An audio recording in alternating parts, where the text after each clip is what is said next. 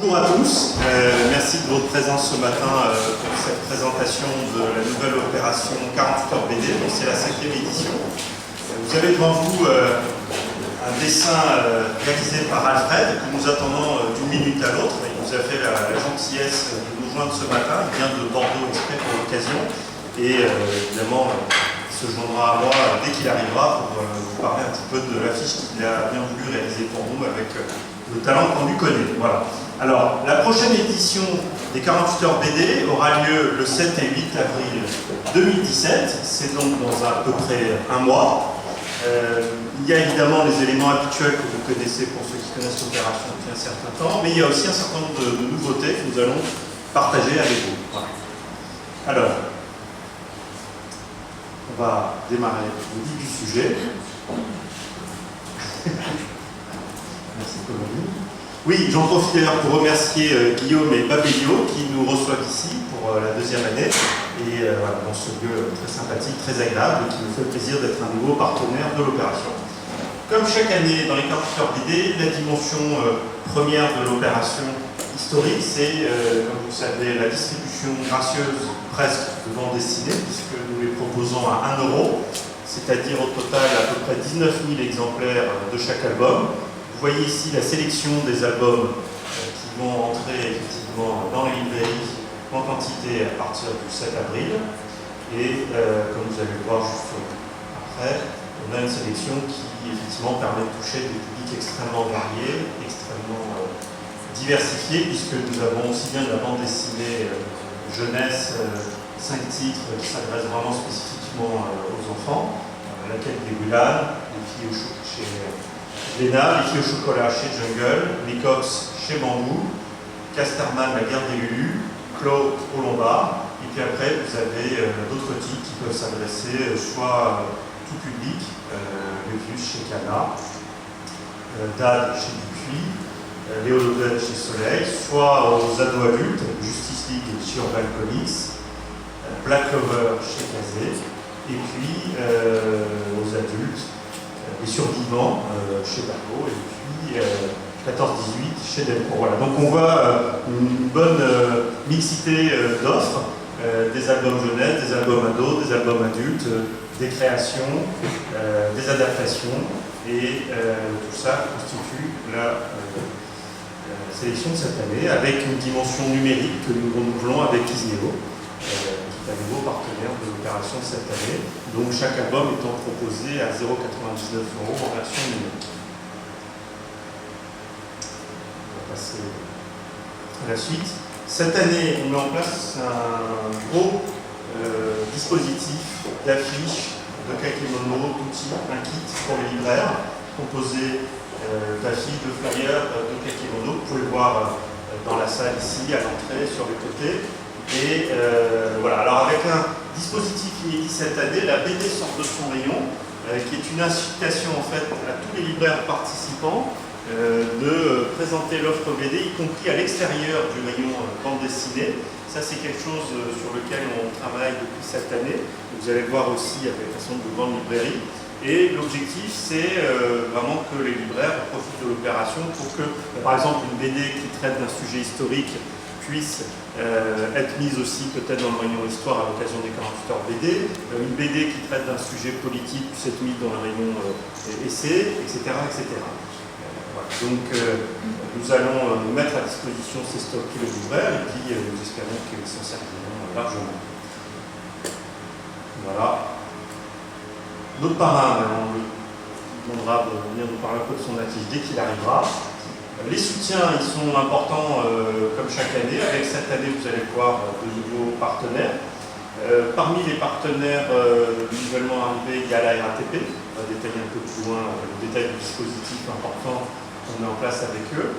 Il y a la Fédération Wallonie-Bruxelles qui nous accompagne dans l'accueil d'auteurs belges dans l'ensemble des librairies sous le nom des animations. Et puis, on pourra annoncer officiellement bientôt également un autre partenaire important. Il faut attendre un petit peu encore pour pouvoir revenir. Voilà. On va poursuivre.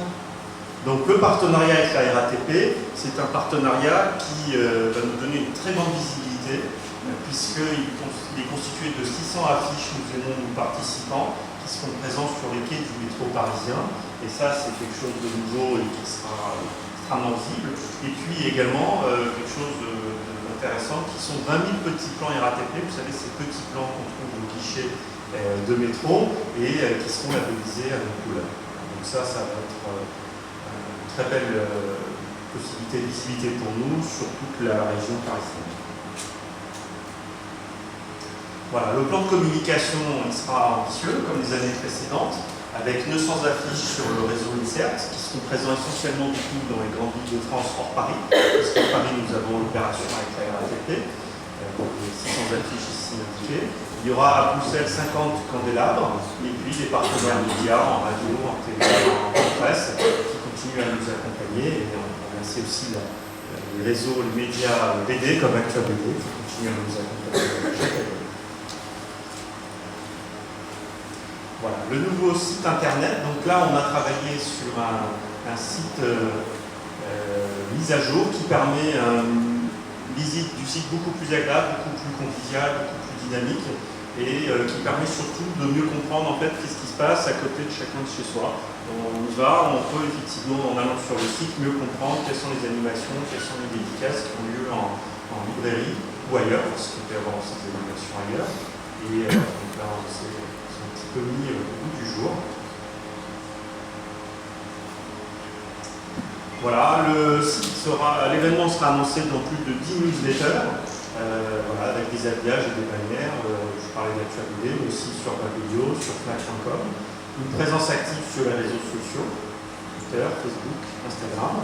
Et puis, nous avons réalisé un petit reportage vidéo qu'on vous présentera dans quelques instants, qui nous a permis d'accueillir la participation de Catel et Xavier d'Horizon, qui nous explique pourquoi l'opération 48 heures BD est importante et intéressante. Voilà. On va mettre la vidéo. Alors, c'est parti.